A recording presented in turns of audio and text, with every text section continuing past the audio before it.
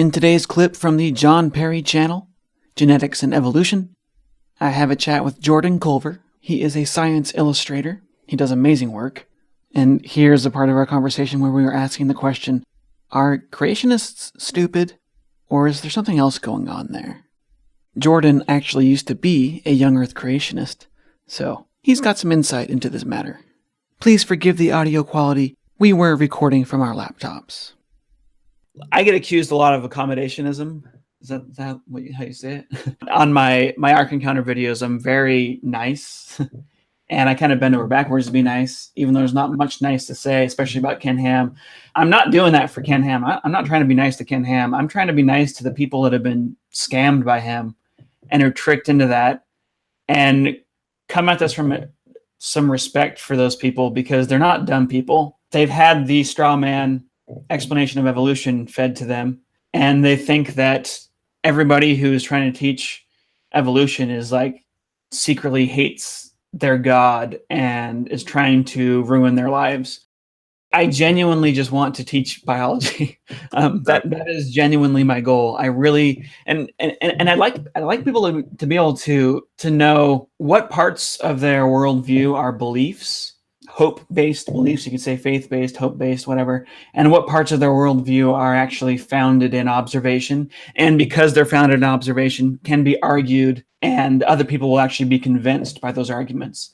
You know, the hope-based beliefs that we have in our lives, you can't convince somebody else that they should believe that too. But a fact-based belief, description of the world based on actual facts that you can show somebody, those can be presented and debated, and you can actually come to an agreement, because we all have the same senses and we all gather information in pretty much the same way. Being able to know the difference between those two things in your own life. Like, I have a lot of hope-based beliefs. I suppose you could say that I hoped when I first started my YouTube channel that all the hours I was pouring into doing this animation would pay off and people would watch it. Yeah. That first animation. And there was no evidence that was the case. These non-fact-based beliefs are super common in everybody's worldview. For me, it's trying to help people see the difference between those two.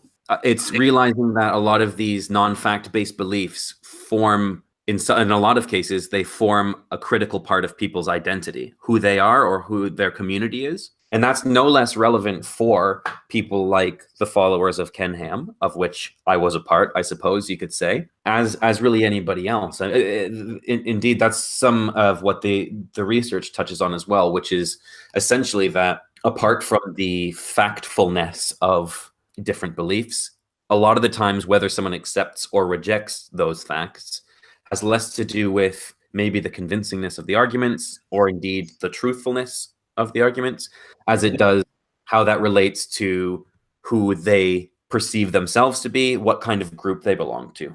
So that can happen to anyone. And I think realizing that at a human level, and maybe just having some compassion for the people who are in maybe a camp that you disagree with, a lot of the times it might not necessarily be because of the reasons you think.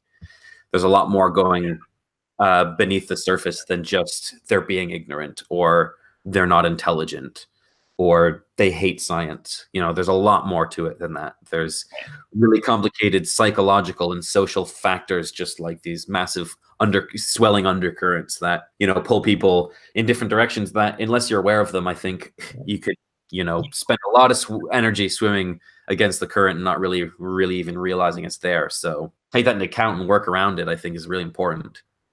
Yeah, for me, the reason that I'm not willing to just flat out make fun of Ken Ham and the videos that I make about him is because he's one of these kind of alpha figures that gets a lot of people to follow him. He's kind of like a Donald Trump figure, and that people will follow him for his personality, and they'll end up like loving him and adoring him. If I were to just make fun of him, I immediately turn all those people off. Like, I'm not going to make fun of the guy. I'm going to systematically critique the things that he's saying, or just analyze the things that he's saying. And that's had a pretty big impact. I've actually received several letters from people saying, hey, thanks for making a video about this that I could actually show to my friends and family. Yeah, even as an individual, it just might make the individual more willing to listen to the rest of the video. Yeah. Instead of just go, oh, he's making fun of my guy or making fun of my belief, I'm just going to turn it off. Well, that's it for this clip, but don't worry, I post clips regularly, and every Thursday, I post completely fresh content. Make sure you're subscribed. Liking and commenting is also welcome.